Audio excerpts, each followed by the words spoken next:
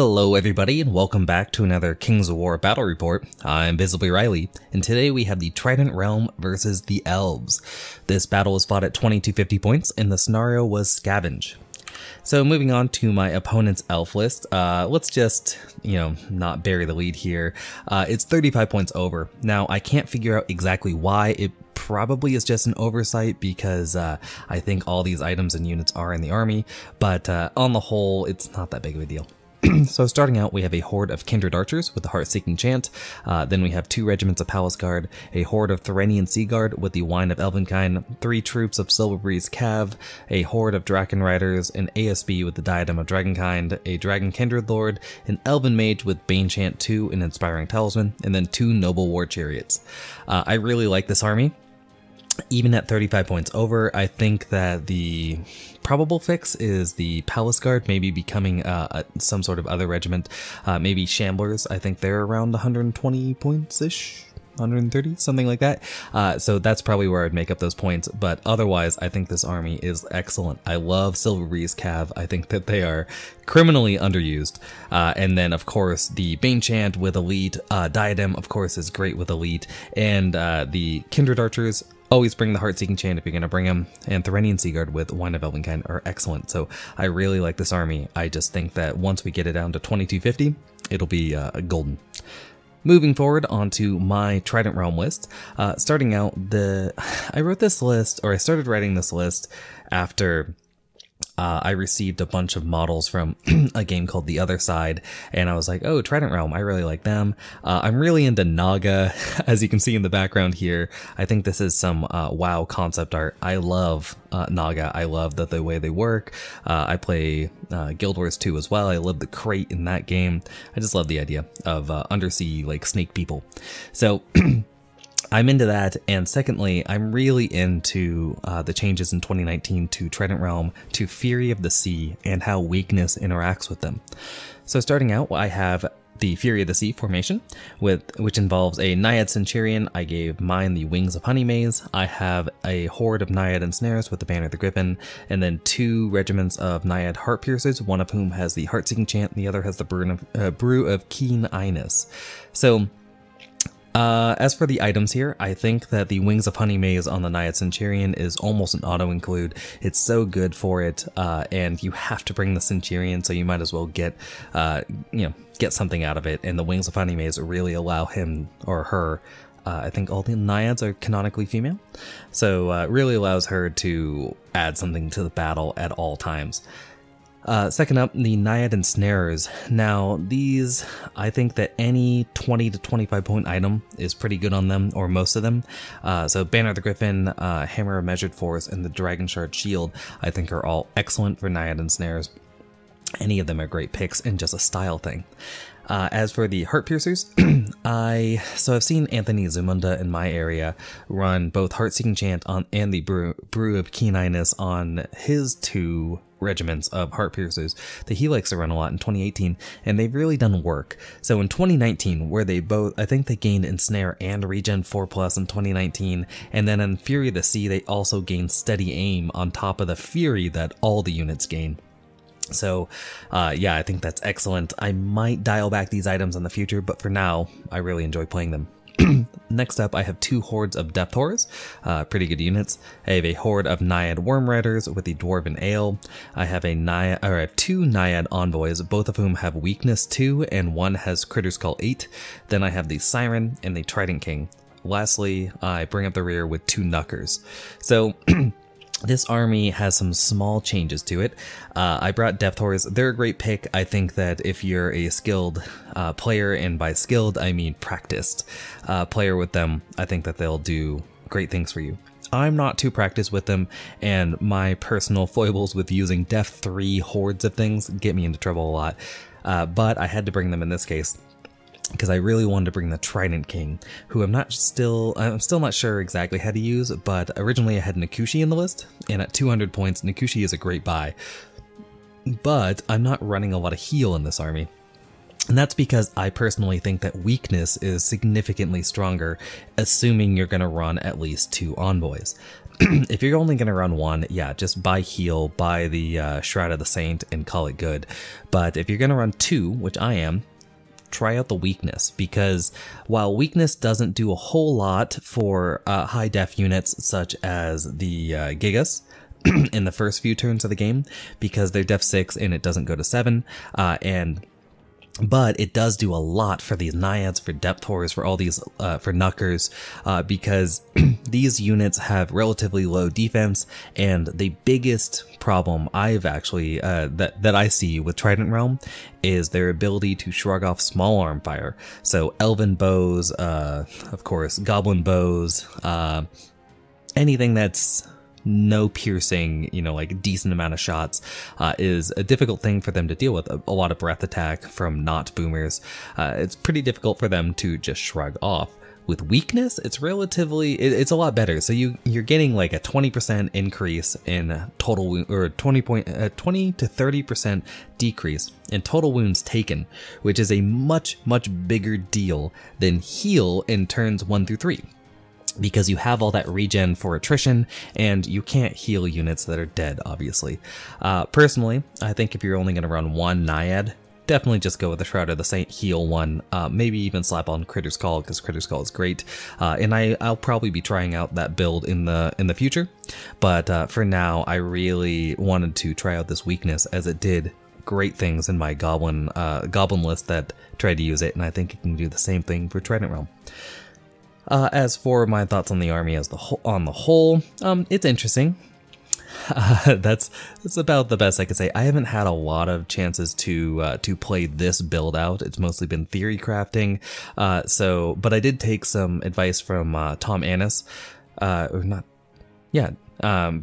I was originally running double Coral Giants instead of the Worm Riders. And he decided to write a list that ran them or the Worm Riders and a Kraken, instead of all these Naiads. So -1 Envoy, minus the Trident King, and then plus a Kraken and Nakushi. So a lot more heal, and then that excellent monster. So I might try that out in the future. Oh, and then the Depth Horrors are gone for the Gigas. So I might try that out in the future, but for now, I wanted to do this just because I also wanted to run the Trident King. Moving forward, here is the table. So let's go through what the terrain is real quick, and then the scenario. So starting in the bottom right, sorry, I've got a cough drop in my mouth, so you might hear some grunging.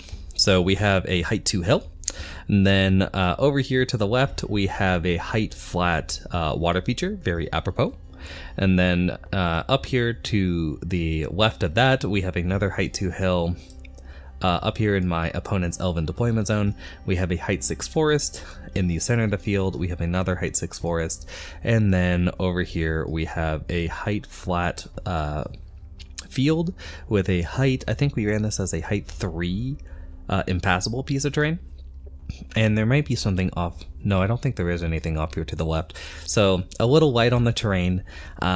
But I actually set this board up, and I specifically set it up so it was a little lighter on the terrain, but I did have some difficult terrain in the center of the field, because I didn't want to go like, oh, you know, I have all the terrain, especially with Trident Realm and Forces of Nature.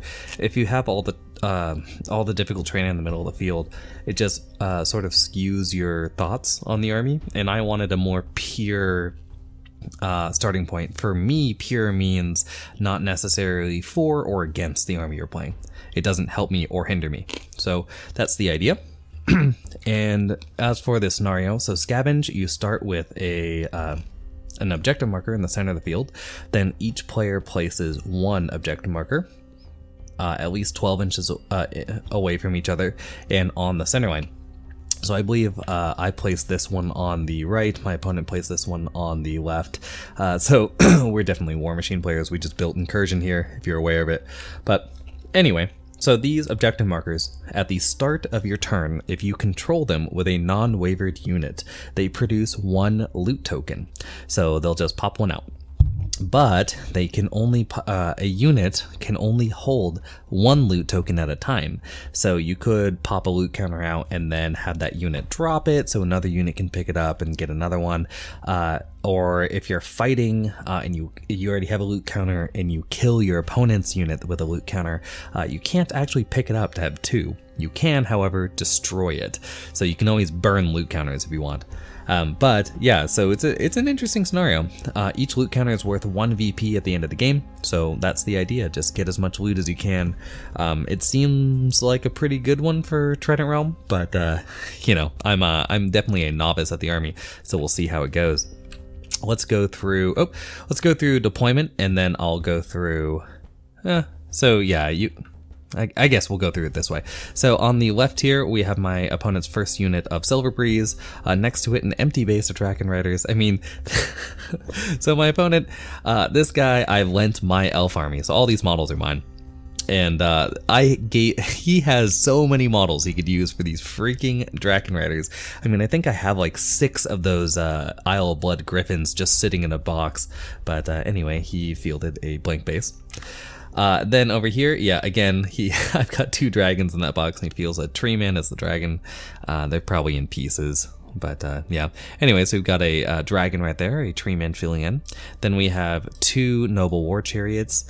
They start at the horde of archers. Then behind them, that is the wizard with Bane Chant. In front of that wizard, we have the first unit of Palace Guard. Then we have a second unit of Palace Guard. This is also weird. I mean, look right here. So these are all Swordmasters in Blackguard, right? He's running the friggin' Mengel's Manflayers, and anyway. So we got a second unit of Palace Guard. Then we have the Therenian Sea Guard. Then next to the Therenian Sea Guard, we have the second unit of, oh man, he has mangled these lances. Yikes. We have the second unit of Silver Breeze. And then we have the final unit of Silver Breeze. So that's the idea of the army. It's pretty small, but it's very mobile. And no chariots, so always a good thing there. And moving over to the Trident Realm, so we have over here we have both the Knuckers, and in between them my Centurion. I did, of course, as is my way, forget to bring a model, so I had to use a random elf model. But that's my Centurion there. Then we have my stand-in for the Siren till I figure out what to do, and this whole army is mostly stand-ins till I figure out what to do with it. Then we have the first unit of Heart Piercers. I believe these ones are the Heart-Seeking Chant. Behind them we have the first Envoy, that is the one without Critter's Call. To the right we have my first Horde of Depthors. Behind them we have my Ensnarers with the Banner of the Griffin. And again, this is to the right of that, so we have the second horde of Depth Horrors and the second regiment of Heart Piercers, these ones with the Brew of Keen Eyes. Yep, and there they are, better pictured. And then off behind them, that is the Critter's Call Envoy, with weakness, of course. And then up here on my far left are the Worm Riders and the Trident King.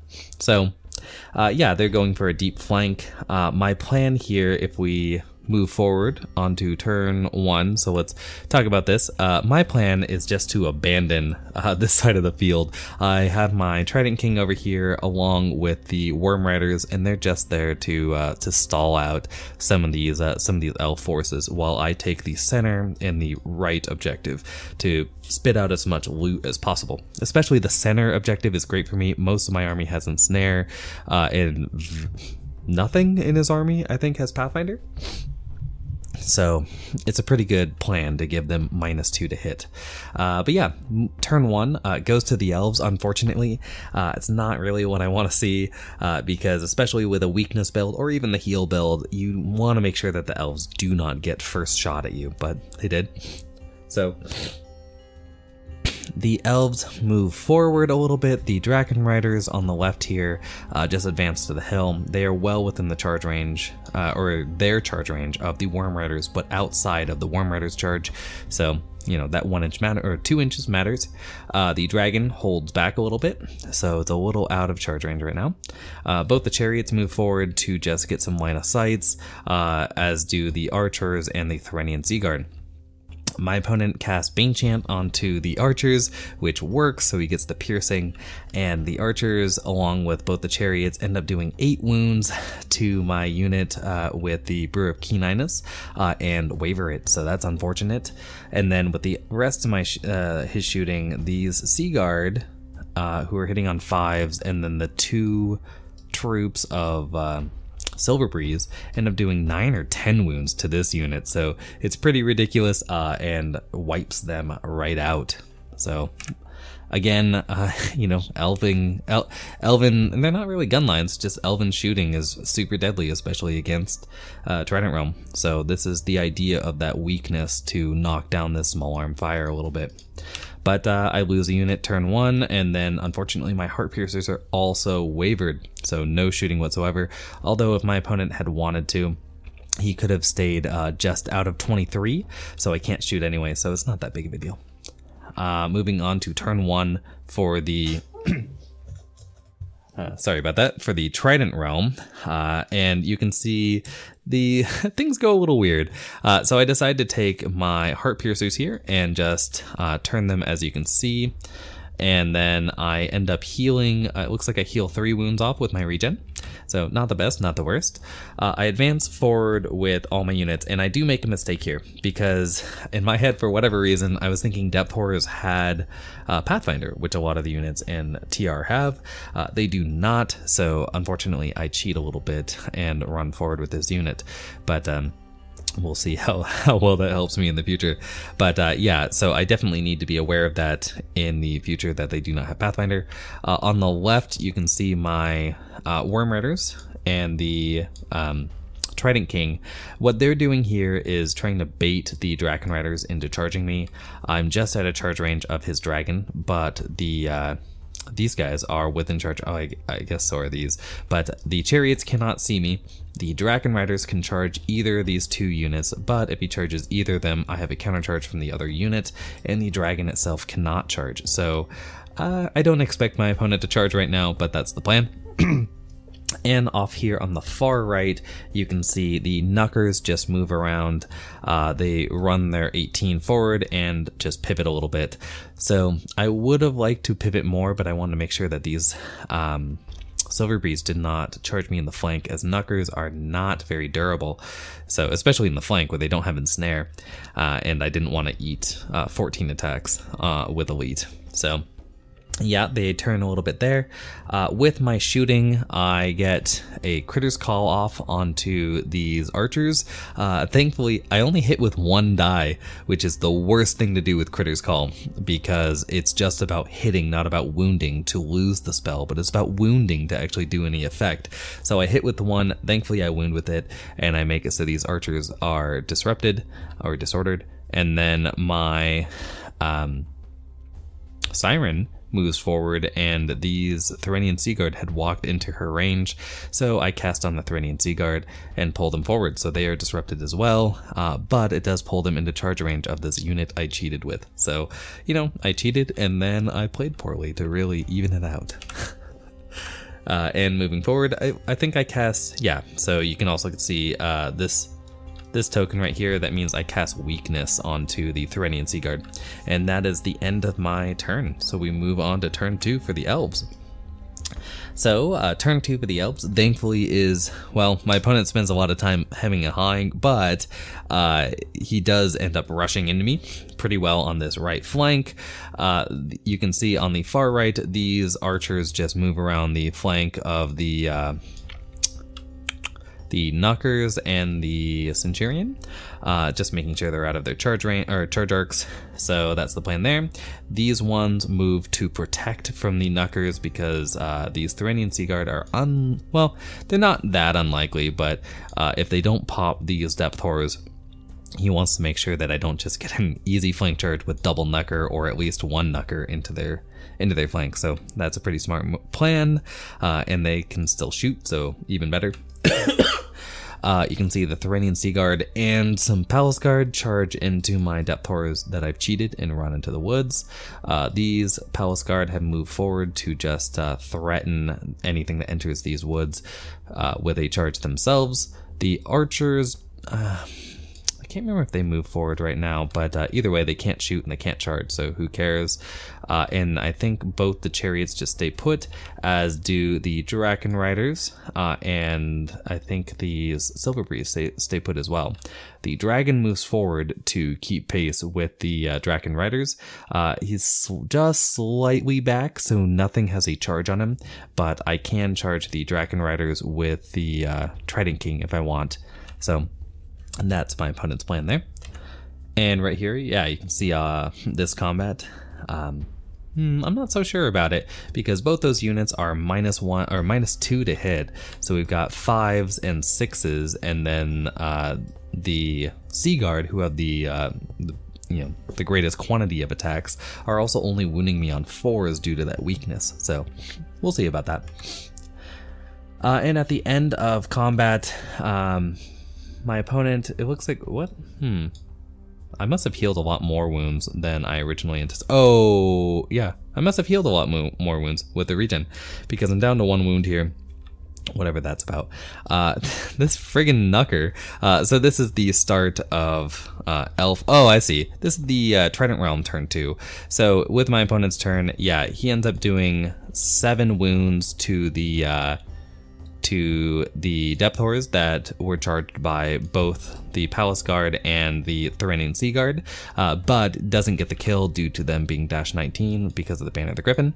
So instead, he does do something though, which is these friggin' archers have 7 shots on 5s and 4s. They do 4 wounds to me and then also get a waiver. So yeah, 5s and 4s, and then end up doing 4 wounds, and then get a 9, at least. 9 or a 10 to waiver me. So this Knucker can't even charge into the flank, but I should have planned a little bit better and had this Knucker ready to charge there as well. Or not into the flank, but into these horses. So instead, what just happened there? So instead of getting the charge that I wanted, which involved I think it was Depth Horrors plus the ensnares into the Tyranian Sea Guard, and then the Knucker into these Cav, I instead have to send my friggin' Depth Horrors into the flank, which is a waste. The Naiad ensnares cannot fit on a double charge into the Palace Guard, because when they turn, they're going to turn like this, and they're going to hit either this unit, or actually specifically this unit that they're going to hit before I hit my opponent's unit. So instead I have to charge forward into the Tyranian Sea Guard, which sucks, and then I get the whatever they're called, the Depth Horrors into these Palace Guard. So, you know, you get what you get. Actually, this combat should be spread off to the right now that I look at it, because these Depth Horrors should be about here, because they charge first, then these charge, then these charge. But yeah, just a small error.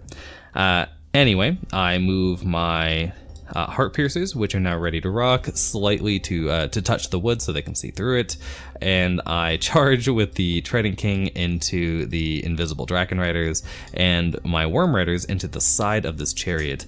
Now, I do this mostly because I want to stress test the Trident King, so I don't want to play this weird game where I just sit over here and, you know, play who's going to charge first with these Draken Riders and the dragon, especially as they outrange me, and they have range attacks.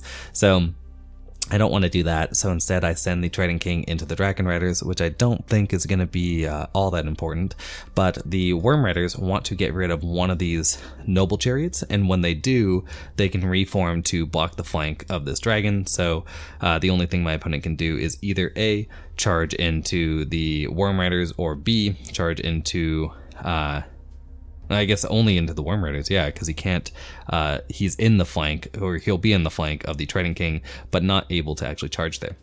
So that's the plan. And lastly, on the far right, this Knucker just runs into the rough terrain to be a nuisance, which is basically what Knuckers do. With my shooting, I go with a Drain Life here into the Palace Guard that my Depth Horrors are fighting. I end up doing 3 wounds, so that's pretty good. And then I shoot with my Heart Piercers into these Palace Guard. I do 7 wounds, so that's really good. But neither of those end in a waiver. Well, these ones are in combat, so that's pretty obvious. I don't think I know I go for a weakness. I might get a weakness off on these archers, but that's about it. This one can't really see anything, so it just runs over there. And just showing off the combats. Yep. And yeah, here's the weird Trident King I just sort of cobbled together. And here's the combats. Yeah, so I end up doing 11 wounds to these Palace Guard, and I double one it. So yeah, I'm looking for a 4 to waver, which is honestly a waver would have been fine, but getting a double one here, not the best, not the best place for it, guys. And but thankfully I don't mess up really anywhere else, or I don't completely fail anywhere else. Off on the far right, off screen here, my Centurion ends up wavering those horse cabs, so that's horse cab, the silver breeze, so that's good. And my depth horrors easily kill off the other silver breeze, while my worm rider kills off the noble chariot, and the Trident King ends up doing 4 wounds to the dragon riders. So everything except for that double one goes pretty well, I think. And we move forward to turn 3. So turn 3 for the Elves. Again, they are pretty stuck in it. So we have Trident Sea Guard, who I did at least 7 wounds to, looks like, because they've got 2 dice there.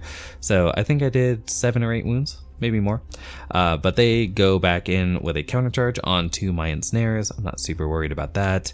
But over here, because I rolled a double one and then failed to waver these guys as well, and there's this noble chariot, I just didn't expect to lose that combat.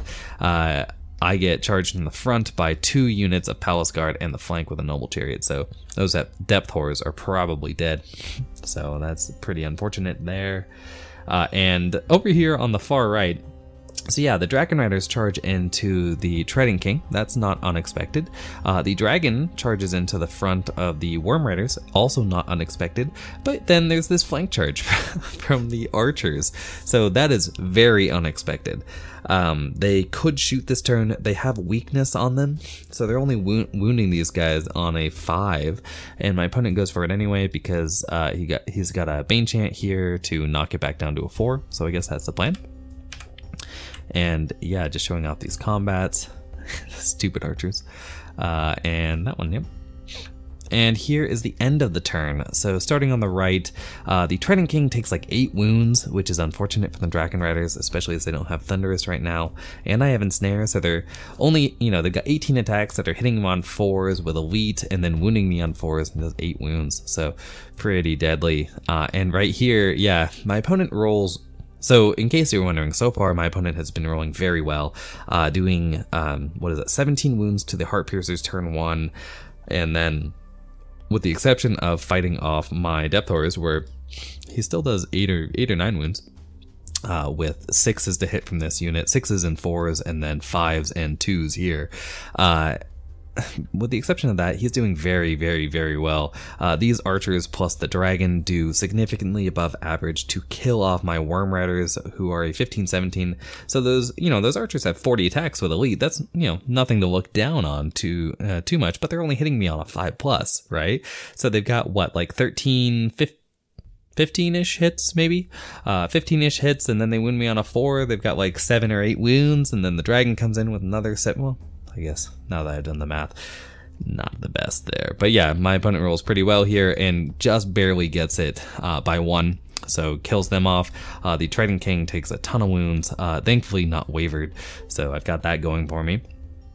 And then the center, my Depth Horrors die. But things aren't too bad because most of my units are ready to charge, hanging out in the rear with that Knucker. The other Knucker is over here somewhere ready to flank charge. So let's see how it goes.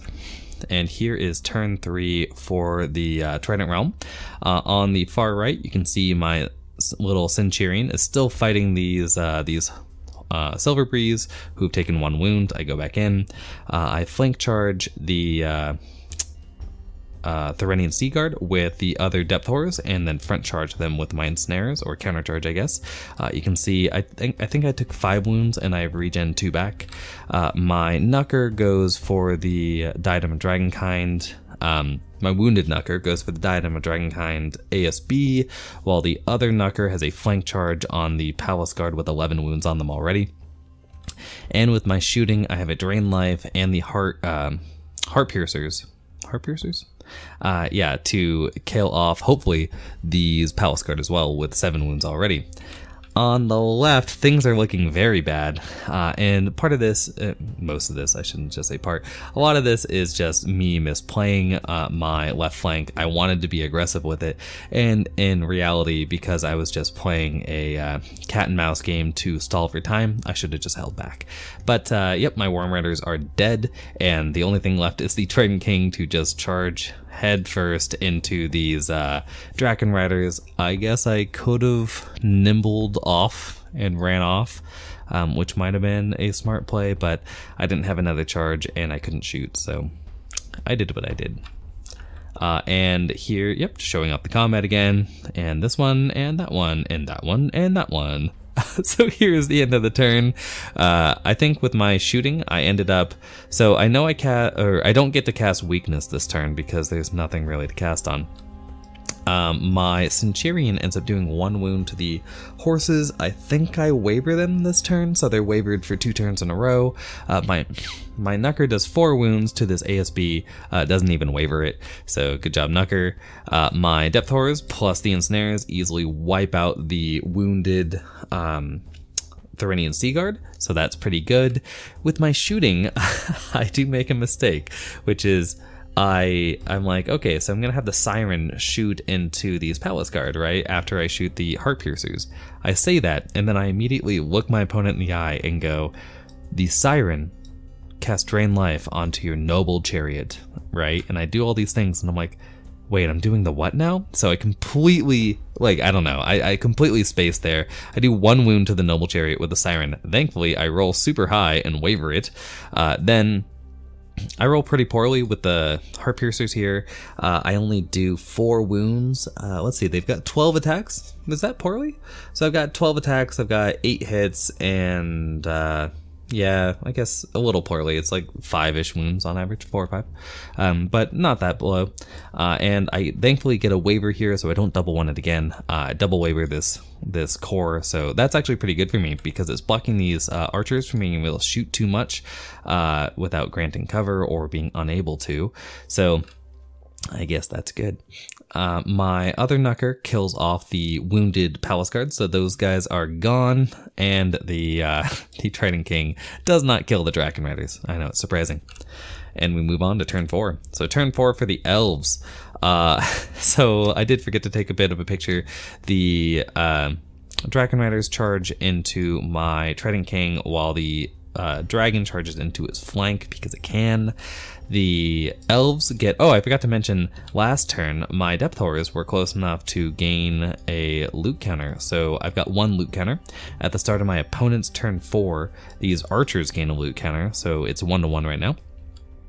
And yeah, so the Draken Riders have charged in, as has the dragon.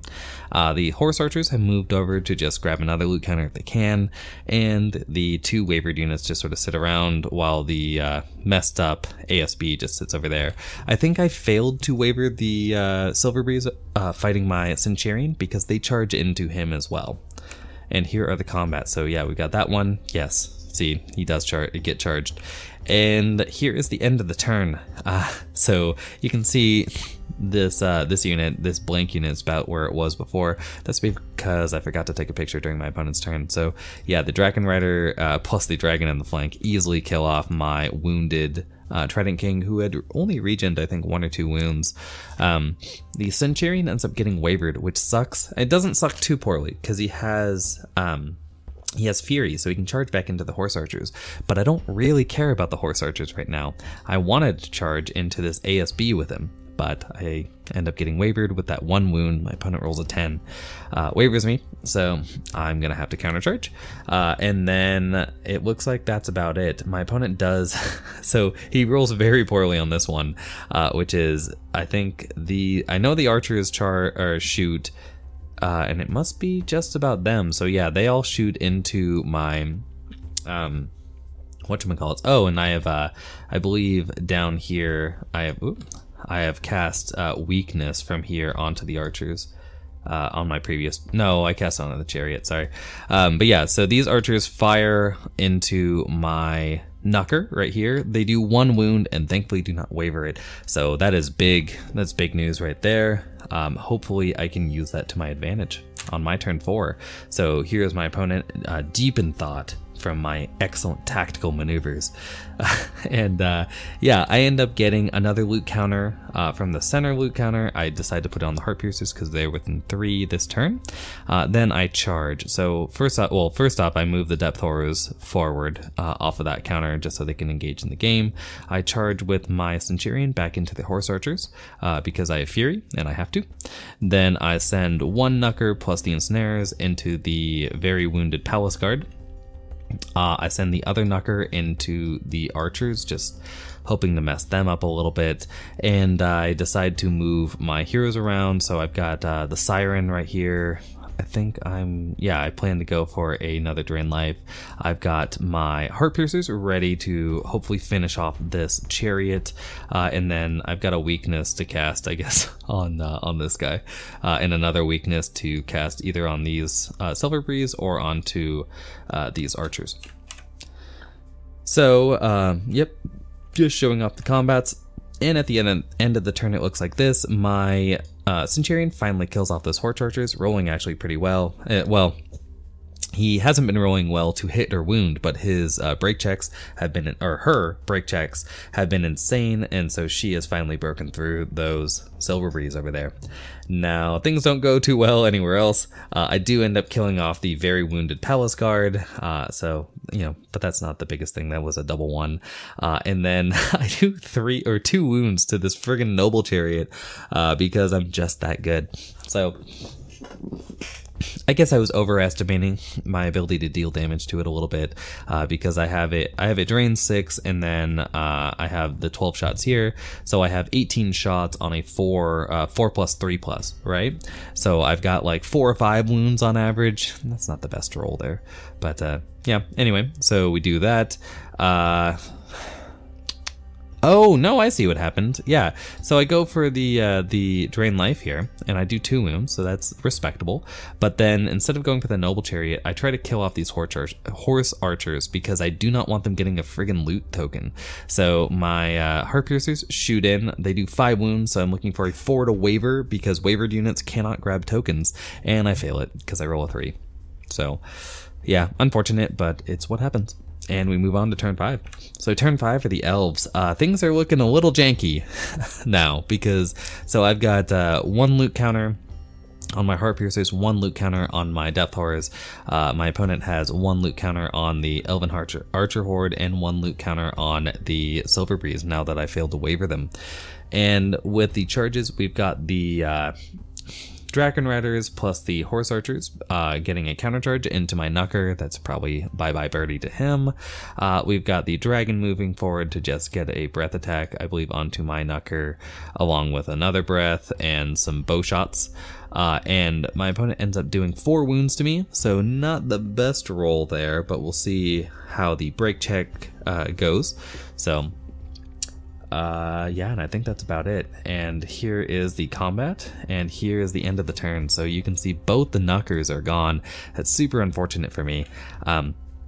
Yeah, unfortunately, I kind of forgot to, maybe I couldn't get there, but I should have moved at least 1 of my, I have what, 5 inspiring or 4 inspiring in this list, and nothing was in range of that Knucker. So yeah, that Knucker ends up has 5 wounds on it, needs a 10 to kill, and my opponent rolls a boxcar. So he kills that off, and then the other Knucker, yeah, that was a double 1.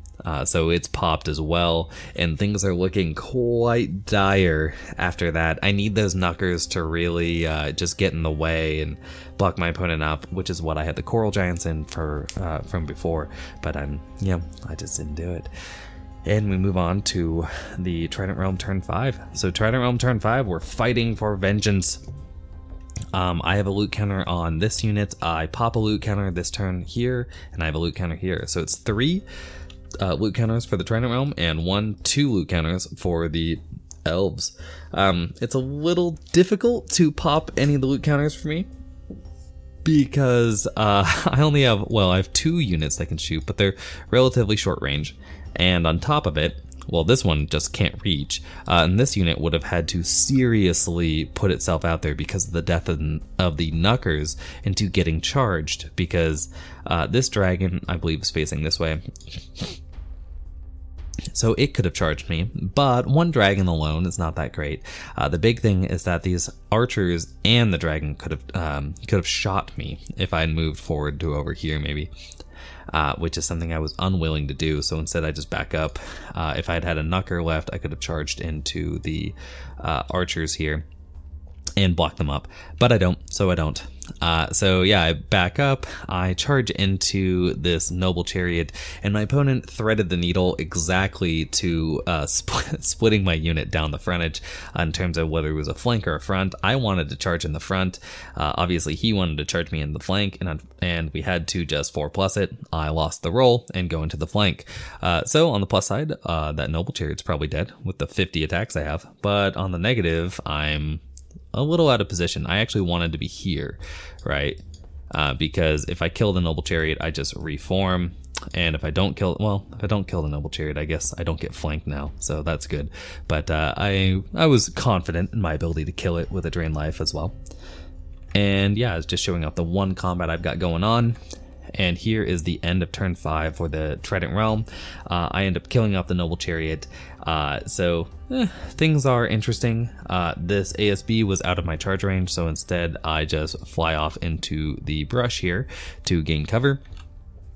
And we stare down. So my opponent is sitting on the 2 counters, and I'm sitting on 3.